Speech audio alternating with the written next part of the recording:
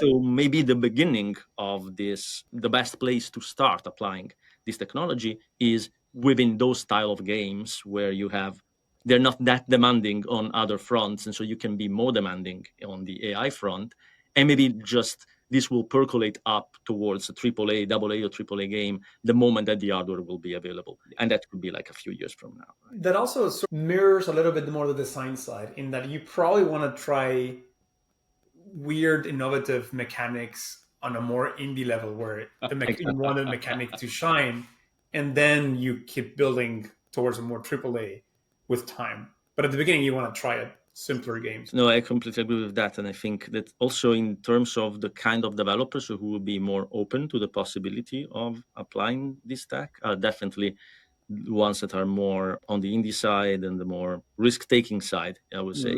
I'm convinced that a AAA developer today, I'm happy to be proven wrong by reality soon, but I'm convinced that a AAA developer, for them, it would be a little bit too risky and a little bit too unproven, I would say, more than risky. And when you have 300 millions of a budget, do you want to put it on something unproven, or do you want to put it on something that it's proven to be giving you some returns? I can see argument for both, honestly, but we've seen what they want, right? They want another Marvel movie. That's exactly that's what they want.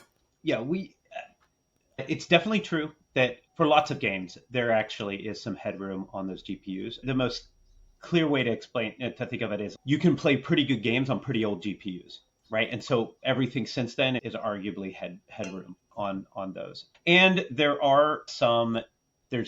both NVIDIA and Intel have been looking into the space, particularly NVIDIA, because they have reasons to be like, hey, we know GPUs and we want everybody to have some. And you want to do some inference locally? I got a solution for you too. So NVIDIA has also been looking into the space of how to do on-device inference in a game context. And so they've got some experiments going on there. So there is